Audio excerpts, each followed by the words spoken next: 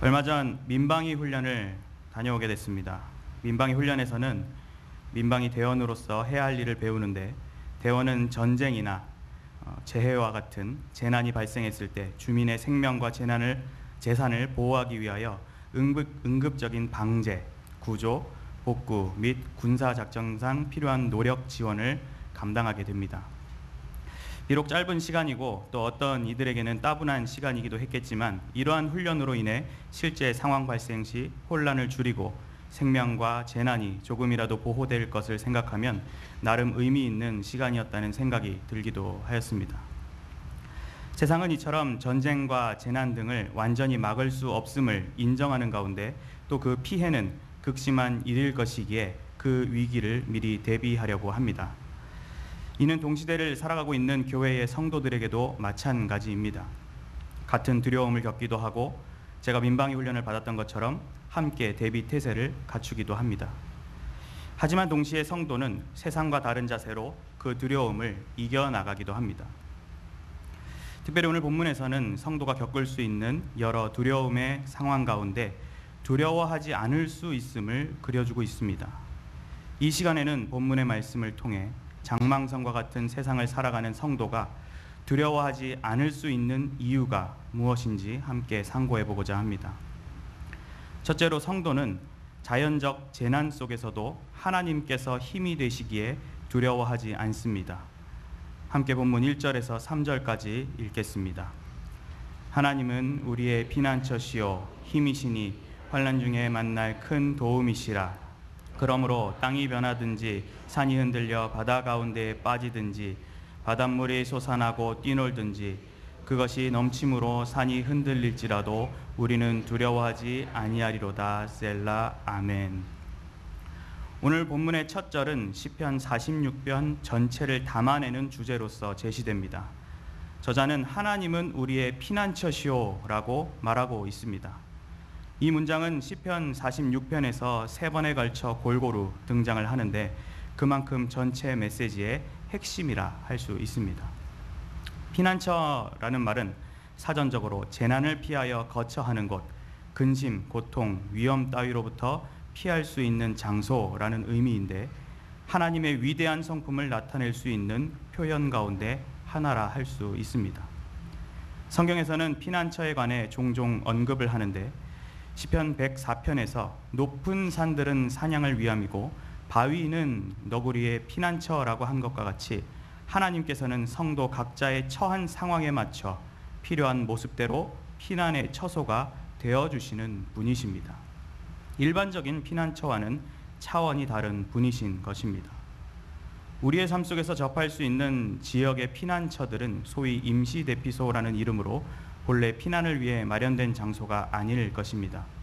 하지만 하나님은 성도들에게 있어서 특별히 구별된 거룩한 피난처, 결코 무너지지 않는 강력한 피난처가 되어주십니다. 그러한 일환에서 저자는 이어서 피난처시오 힘이시니 환난 중에 만날 큰 도움이시라고 같은 개념의 다른 표현을 반복적으로 사용하고 있습니다. 여기서 피난처와 힘이란 개념은 종종 합성어처럼 같이 쓰이는데, 읽는 이로 하여금 강력함을 느끼게 해줍니다. 그 결과 환난 중에 처한 성도들에게 큰 도움이 되시는 것입니다. 여기서 환난은 원어에서 복수의 개념인 환난들로 표현되었는데, 이것은 뒤에 이어서 소개될 다양한 상황들처럼 성도에게 찾아올 환난은 결코 단회적이고 일시적이지 않다는 것을 시사합니다. 그렇다면 주의 백성들에게는 어떤 환난들이 찾아오게 됩니까? 2절과 3절을 보면 다양한 자연적 재난이 있을 것임을 말합니다. 땅이 변하든지 산이 흔들려 바다 가운데에 빠지든지 바닷물이 솟아나고 뛰놀든지 그것이 넘침으로 산이 흔들리는 상황이 묘사되고 있습니다. 웅장하고도 무서운 지진과 그에 따른 해일의 현상들을 시적으로 생동감 있게 전달하고 있습니다. 이러한 표현은 저자를 비롯한 이스라엘 백성들에게 낯설지 않은 경험이 있음을 짐작할 수 있습니다. 아모스 1장에서는 여로보암 시대에, 또 스가랴 14장에서는 우시야의 시대에 역사적인 지진이 있었음을 전합니다. 또 열왕기상 19장에서는 엘리야 선지자가 하나님을 만나는 가운데 지진을 경험하기도 하였습니다. 그러한 경험들이 떠오를 법한 오늘 본문의 무서운 자연적 재난들을 대하는 저자의 자세는 놀랍게도 매우 의연해 보입니다.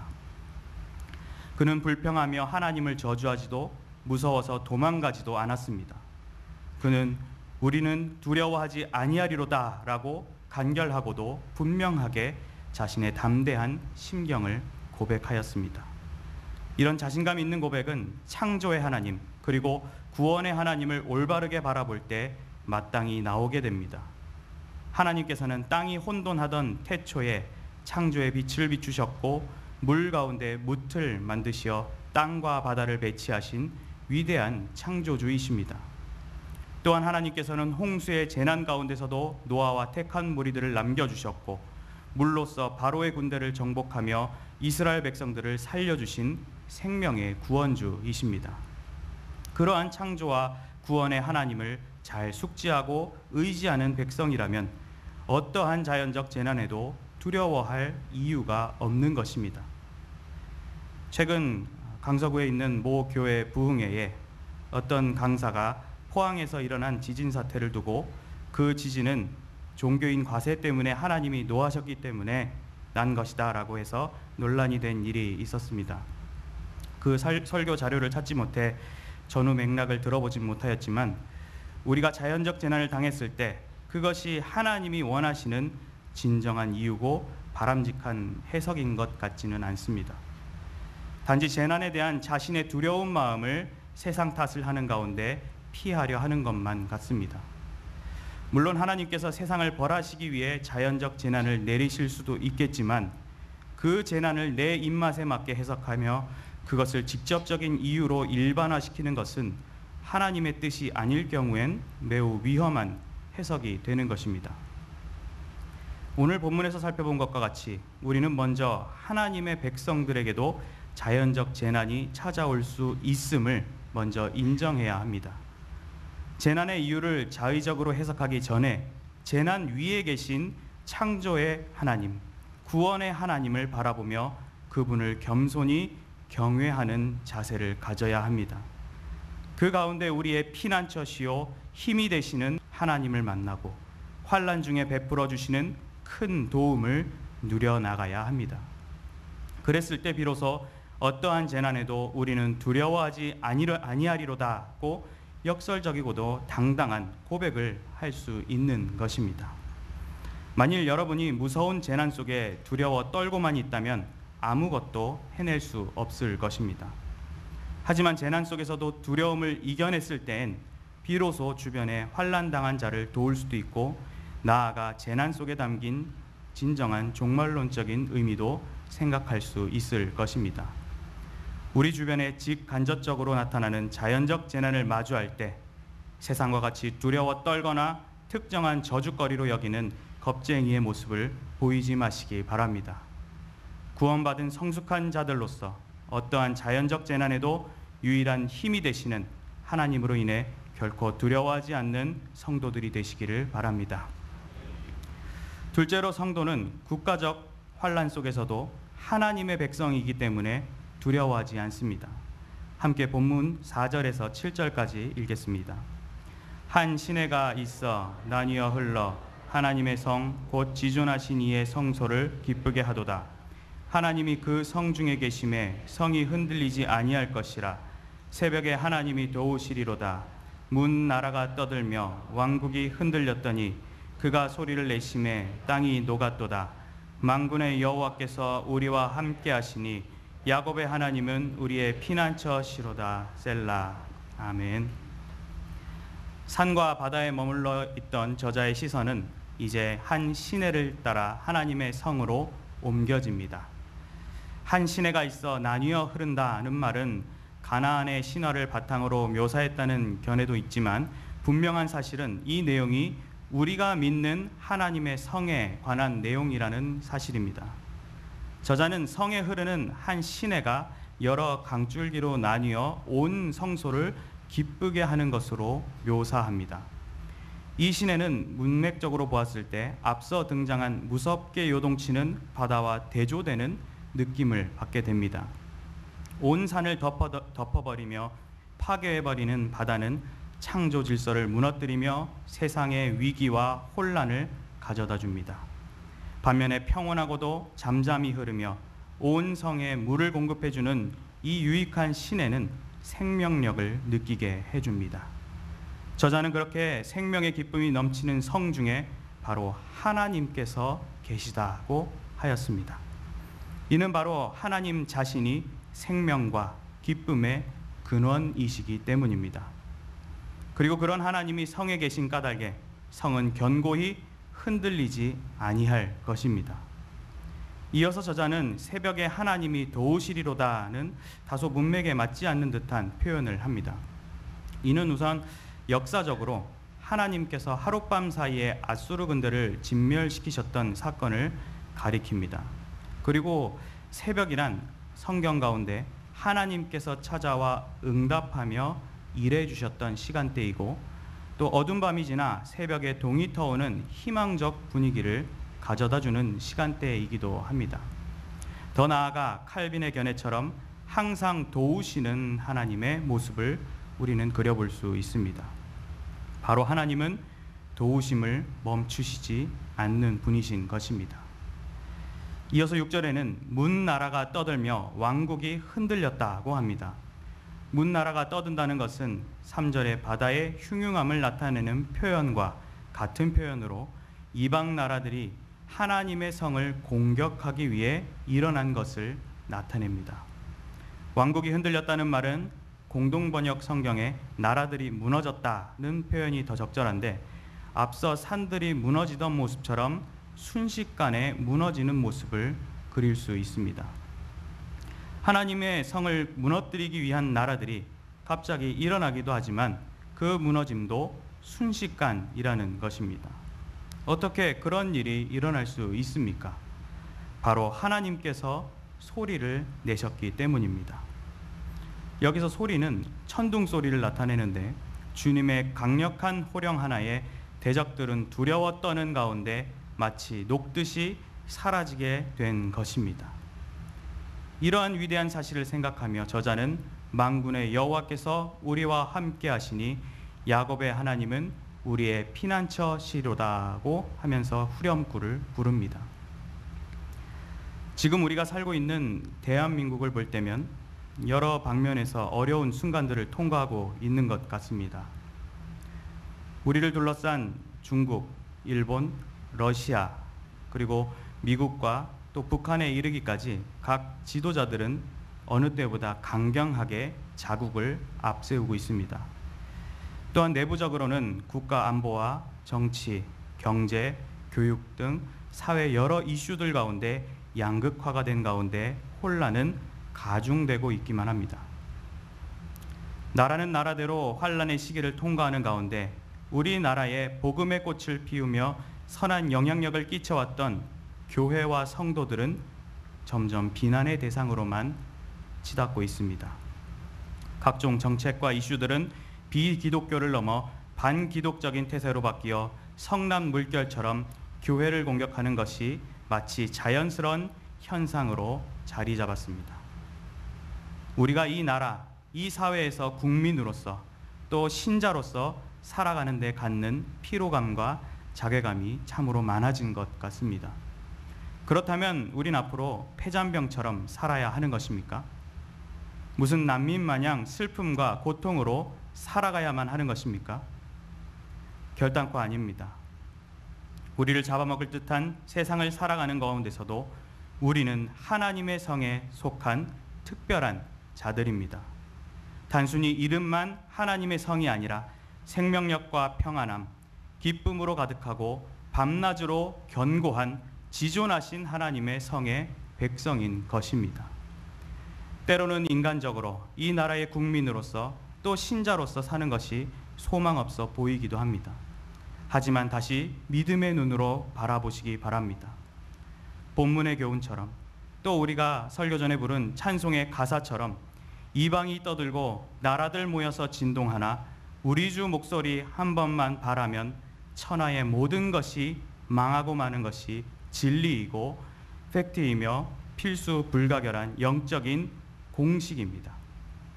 하나님께 속한 자들로서 어떠한 국가적 환란에도 무너지지 않고 도우시는 하나님으로 인해 결코 두려워하지 않는 성도들이 되시기를 바랍니다. 셋째로, 성도는 세상의 전쟁 속에서도 하나님의 역사를 보기에 두려워하지 않습니다. 함께 보면 8절에서 11절까지 읽겠습니다. 와서 여호와의 행적을 볼지어다. 그가 땅을 황무지로 만드셨도다. 그가 땅끝까지 전쟁을 쉬게 하시며 활을 꺾고 창을 끊으며 수레를 불사르시는도다. 이르시기를 너희는 가만히 있어 내가 하나님됨을 알지어다. 내가 문 나라 중에서 높임을 받으리라. 내가 세계 중에서 높임을 받으리라 하시도다. 만군의 여호와께서 우리와 함께 하시니 야곱의 하나님은 우리의 피난처시로다. 셀라. 아멘. 이어서 저자는 이 시를 접하는 이들로 하여금 와서 여호와의 행적을 볼 것을 권면합니다. 저자의 이런 초대는 독자들로 하여금 직접 동창하며 피부적으로 와닿는 예배적 삶을 살길 바라는 마음을 느끼게 해줍니다. 그렇다면 무엇을 보기 위해 나아오라는 것입니까? 바로 여호와의 행적을 보기 위함이다라고 저자는 말합니다. 그 내용으로서 뒤이어 설명이 나오는데 먼저 8절 후반부에 땅을 황무지로 만드셨다고 합니다. 여기서 황무지는 전쟁으로 말미암아 생긴 땅을 의미하는데, 즉 전쟁을 이끄시는 분이 바로 하나님이심을 알 수 있습니다. 그리고 그 하나님이 전쟁을 이끄시면 그 규모와 파괴력은 강력할 것이라는 사실도 엿볼 수 있습니다. 이어서 9절에서는 하나님께서 땅끝까지 전쟁을 쉬게 하신다고 하면서 전쟁을 그치시는 하나님으로서 소개하고 있습니다. 땅끝이라 함은 예루살렘에서 볼 때 가장 먼 곳을 상징하는 표현인데, 땅끝까지 전쟁을 쉬게 하신다는 말은 곧 땅끝까지 전쟁이 일어난다고 전제할 수도 있을 것입니다. 인류의 머나먼 순간에 이르기까지 전쟁은 끊임없이 끝까지 이루어진다는 것입니다. 이는 실제로 지금의 시대에 이르기까지 전쟁의 역사가 멈추지 않고 있음을 보게 됩니다. 바로 그런 끝없는 전쟁을 종결시킬 분이 바로 하나님이시라는 것입니다. 이어서 활을 꺾고 창을 끊으며 수레를 불사르시는도다고 하였습니다. 이 활이나 창은 군사력을 상징하며 사용되는 용어인데, 단순히 전쟁의 종결뿐만 아니라 군사력과 전투 의지마저도 꺾어버리시는 하나님의 위엄이 더욱 나타납니다. 더불어 성경의 몇몇 장면에서도 등장하듯이 고대 이스라엘에서는 전쟁 후 병거와 무기들을 태우는 관습이 있었는데, 이는 하나님께서 자신들을 위해 싸우심을 믿기 때문이었습니다. 바로 그 하나님께서 이르시기를 너희는 가만히 있어 내가 하나님됨을 알지어다 라고 하십니다.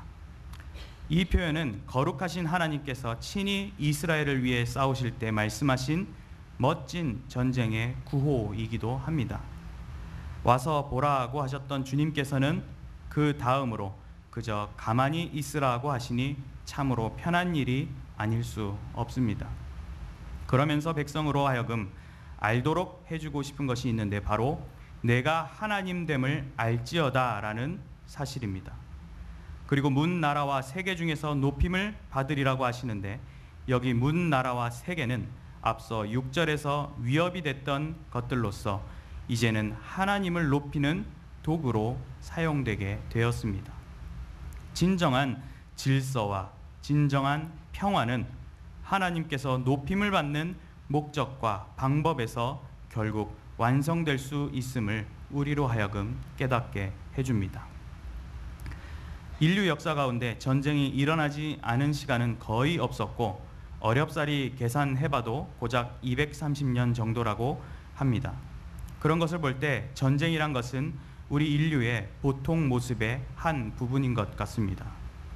지금 이 순간에도 시리아, 이라크, 예멘과 같은 나라를 비롯해 전 세계에서는 인종, 권력, 영토, 종교 등의 문제로 크고 작은 전쟁을 치르는 중에 있습니다. 심지어 우리나라도 현재 북한과 휴전 중이라는 사실은 전쟁 속에 살아가고 있는 우리의 현실을 분명하게 느끼게 합니다. 세계 곳곳에서 들려오는 끝없는 전쟁의 소식 앞에 우리는 어떤 마음가짐을 가져야 하겠습니까? 혹 우리에게도 전쟁이 나지 않을까? 라면과 통조림, 라디오를 사야 하지 않을까? 그런 고민을 해야 하겠습니까? 물론 실제 상황이 된다면 그러한 행동 지침들도 행할 수 있겠지만 우리는 무엇보다도 전쟁의 핵심이요 종결자인 하나님을 바라보아야 합니다. 골리앗 앞에서 여호와의 구원하심이 칼과 창에 있지 아니함을 이 무리에게 알게 하리라. 전쟁은 여호와께 속한 것인즉 이라고 한 다윗의 고백처럼 우리는 전쟁 위에 계신 분이 바로 하나님이신 줄을 알아차려야 하는 것입니다. 혼자 피켓을 들고 아무리 평화를 외친들 전쟁이 멈추는 일은 결코 없습니다. 인간으로서는 아무것도 할 수 없는 전쟁의 현실 앞에 우리는 잠잠히 하나님께 기도하며 기다려야 할 뿐인 것입니다. 나아가 영광의 왕이 누구시냐? 강하고 능한 여호와시로다. 전쟁에 능한 여호와시로다는 고백처럼 우리는 전쟁 가운데 역사하시는 하나님의 구원의 손길을 바라고 그 하나님을 온전히 높여드림으로써 완전한 질서, 완전한 평화를 만들어가는 자들이 되어야 합니다. 주님께 초대받은 자들로서 이 땅의 세상의 전쟁을 유일하게 종결시키시는 하나님으로 인해 결코 두려워하지 않는 성도님들이 되시기를 바랍니다. 사랑하는 성도 여러분, 그리고 헌신을 다짐하시는 40, 41, 42 여전도회 회원 여러분, 얼마 전 개봉했던 남한산성이란 영화가 있습니다. 기대했던 것보다는 많은 흥행을 하지 못했는데 여러 이유가 있었겠지만 아마도 영화에서 감도는 참혹함과 먹먹함 때문이 아닐까 생각이 듭니다. 아무쪼록 이 영화는 병자호란으로 인해 남한산성에 대피한 인조와 신하들, 백성들의 처절한 모습을 보여주고 있습니다. 추위와 배고픔, 그리고 적군에 대한 두려움 속 청나라를 대함에 있어 대립된 의견으로 갑론을박하게 되다가 결국은 조선의 왕이 청태종에게 3번 절하고 9번 머리를 조아리는 삼전도의 치욕을 당하고 맙니다. 픽션이기에 세세한 내용이 역사와 똑같을 순 없겠지만 그래도 분명한 것은 피난 중에 백성들의 모습이 비참했다는 사실입니다. 한국 전쟁 때도 그랬고 최근 지진으로 피해 입은 그런 국민들이 대피소로 이동했을 때에도 마찬가지로 피난처란 상실감과 슬픔이 앞서는 장소이기 마련입니다. 하지만 그런 개념과는 차원이 다르게 하나님께서는 힘과 기쁨 그리고 보호와 승리로 가득한 피난처가 되어주시는 분이십니다. 이 세상살이 가운데 우리를 엄습해오는 크고 작은 두려움은 지극히 자연스러운 일입니다. 그리고 그러한 일들을 우리는 거부할 수 없습니다. 하지만 하나님께서는 우리가 넘어지려 할 때에 피할 길을 내주시고 우리로 능히 감당하게 하시는 분이심을 기억하시기 바랍니다. 마지막을 만군의 여호와께서 우리와 함께 하시니 야곱의 하나님은 우리의 피난처시로다 라고 외친 저자의 고백과 같이 우리와 함께 하시며 피난처 되시는 여호와 하나님께 안전히 피하시기 바랍니다.